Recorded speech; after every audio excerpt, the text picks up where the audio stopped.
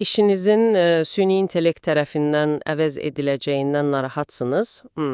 Hansı peşələrin həqiqətən risk altında olduğunu düşünürsünüz? Bəlkə də elə sizin işiniz siyahıdadır. 1 və 0-a xoş gəlmisiniz. Bugün sizinlə əlimizdəki son araşdırmalara və məlumatlara əsaslanaraq süni intellektin iş dünyasına real təsirini müzakirə edəcəyik və hansı işlərin, belə deyək də, yaxın gələcəkdə dəyişə biləcəyinə baxacaq. Gəlin bu məsələnin dərinliklərinə bir geyinək. Başlanğıc üçün rəqəmlər kifayət qədər ciddidir, elə deyilmi? Baxın, Goldman Sachs kimi mənbələr deyir ki, süni intellekt dünya üzrə 300 milyon iş yerini təsir altına ala bilər. Bu çox böyük rəqəmdir. Bəli, çox böyükdür. Dünya İqtisadi Forumu isə daha konkret danışır. Deyir ki, 2027-ci ilə qədər 7,5 milyondan çox məlumat daxil etmə işi itirilə bilər. Yəni, bu çox yaxın bir tarixdir. Hə, elədir. Bəs siyahıda başqa kimlər var? İdarəetmə katibləri, mühasiblər, müştəri xidməti, hətta pərakəndə satış işçiləri bunlar yüksək risk qrupuna daxil edilir. Üstəlib McKinsey araşdırması da var. Orada da vurğulanır ki, daha çox aşağı maaşlı işlərdə çalışanların peşələrini dəyişmək məcburiyyətində qalma ehtimalı daha yüksəkdir. Bunlar həqiqətən də düşündürücü rəqəmlərdir. Amma gərək tam mənzərəyə baxaq da, yəni bütün hekayə bu deyil. Bəli, avtomatlaşma sürətlənir, bu faktdır. McKinsey-nin təxminlərinə görə, xüsusilə bu generativ süni intellekt vara mətn yaradan şəkil çəkən növləri... Aha, ChatGPT kimi alətlər. Bəli, məhz onlar. Onların təsiri ilə 2030-cu ilə qədər iş saatlarının təxminən 30% avtomatlaşdırıla bilər. Baxın, bu çox ciddi göstəricidir. Ancaq, və bu çox vacibdir, bu həmişə tam iş itkisi demək deyil. Əslində, bir çox iş yox olmayacaq, sadəcə dəyişəcək. Transformasiya olunacaq, təkmilləşdiriləcək. Yəni, işin mahiyyəti dəyişir. 63%, yəni əksəriyyəti, işçi sayını azaltmağı yox, əksinə artırmağı planlaşdırır. Bu çox maraqlıdır. Niyə ki?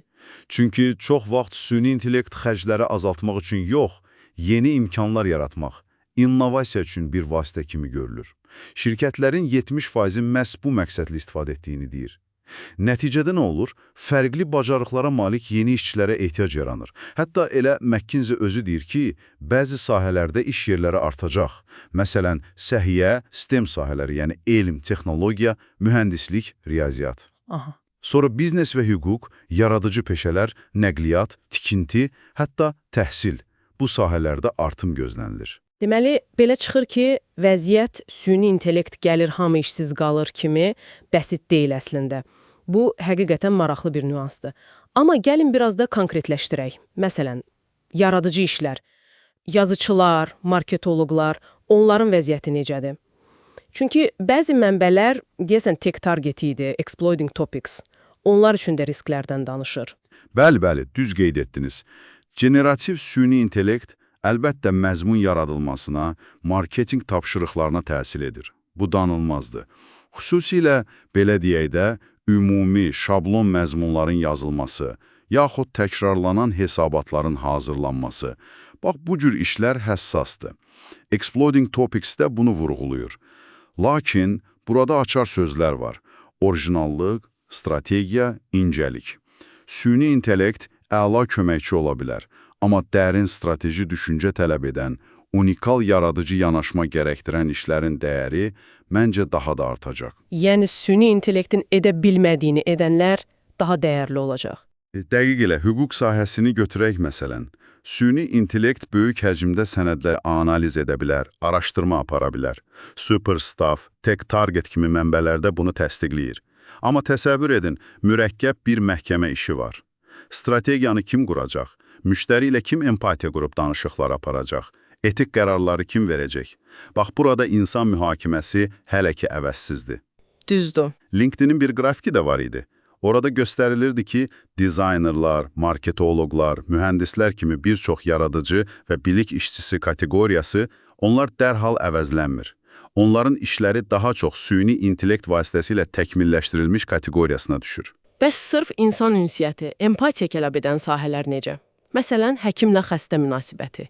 ya da çətin vəziyyətdə olan bir müştəriyə dəstək göstərmək.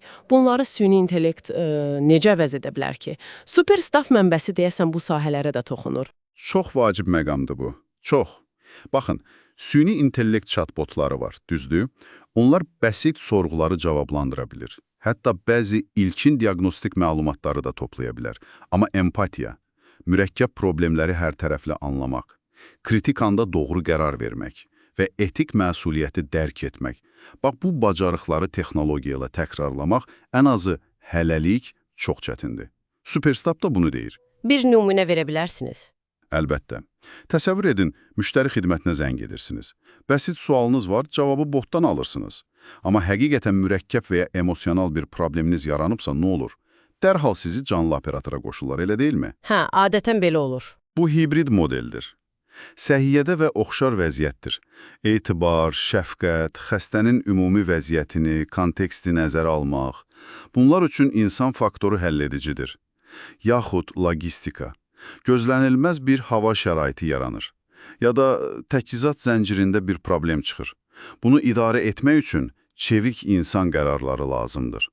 Məhz buna görə də Superstaff mənbəsi 5 sahəni, müştəri dəstəyi, texniki dəstək, səhiyyə, hüquq xidmətləri və logistikanı hələlik süni intellekt tərəfindən tam əvəzlənməsi çətin olanlar kimi qeyd edir. Hələlik. Anladım. Yaxşı, deməli, belə ümumiləşdirsək, əsas məsələ kütləvi işsizlik qorxusundan çox gördüyümüz işlərin və bizdən tələb olunan bacarıqların, belə deyək, köklü şəkildə dəyişməsidir. Elədir? Dəqiq olaraq, tamamilə razıyam. Demək olar ki, bütün mənbələr, LinkedIn, McKinsey, Acoin, Number Analytics hamısı bu nəticəyə gəlir. Hətta LinkedIn-in proqnozu daha cəsarətlidir. Deyirlər ki, 2030-cu ilə qədər iş bacarıqlarının, diqqət edin, 70%-i dəyişə bilər. 70%. Bu inanılmazdır. Bəli, bu nə deməkdir? Bu o deməkdir ki, tələbat 2 istiqamətdə artır.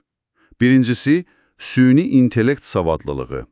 Yəni, bu ChatGPT kimi alətləri başa düşmək, onlardan səmərəli istifadə etmək bacarığı. İkincisi, daha dərin texniki süni intellekt bacarıqları, məsələn, maşın öyrənməsi və s. Amma və məncə bu daha da vacibdir. Nədir o? Bizim əsas insan bacarıqlarımız. Tənqidi düşüncə, yaradıcılıq, effektiv ünsiyyət qurmaq, liderlik keyfiyyətləri, emosional intellekt, bax bu qabiliyyətlərə tələbat kəskin şəkildə yüksəlir. Çünki bunlar süni intellekti tamamlayan, onun boşluqlarını dolduran bacarıqlardır. Deməli, texnologiya ilə yanaşı insan olaraq özümüzü də inkişaf etdirməliyik. Mütləq. Və bu öz növbəsində nə yaradır? İşçi qüvvəsinin kütləvi şəkildə yenidən hazırlanmasına ehtiyac. McKinsey hesablayıb ki, qlobal miqyasda təxminən 120 milyon işçinin yenidən təlim keçməsi lazım gələcək. Və Oxycon kimi mənbələr də vurğulayır ki, şirkətlər bu prosesə ciddi investisiya etməlidirlər. Bu həm də onların məsuliyyətidir. Beləliklə, yekunlaşdırsaq belə çıxır ki, əsas çıxarış qorxuya qapılmaq, panikaya düşmək deyil, əsas məsələ çevik olmaq, adaptasiya etmək və davamlı öyrənməyə hazır olmaqdır. Dən anlamağa çalışmaq lazımdır. Və sonra 2 istiqamətdə hərəkət etmək. Həm bu süni intellekt alətlərindən istifadə bacarıqlarını artırmaq, həm də texnologiyanın hələ ki bacarmadığı o unikal insan keyfiyyətlərini, yaradıcılığı, strateji düşüncəni, empatiyanı daha da gücləndirmək. Bax bu, məncə bu transformasiya dövründən uğurla çıxmaq üçün ən doğru yoldur. Bu çox maraqlı və faydalı bir müzakirə oldu. Təşəkkür edirəm. Və əziz dinləyicimiz, sizin üçün son bir sualımız var. Süni intellekt işinizi almırsa belə, onun işinizi əsaslı şəkildə necə dəyişəcəyinə hazırsınızmı? Və bu dəyişiklikdən faydalanmaq üçün hansı konkret addımı məhz bugün ata bilərsiniz? Düşünməyə dəyər. Dərinliyinə indiyiniz üçün təşəkkür edirik.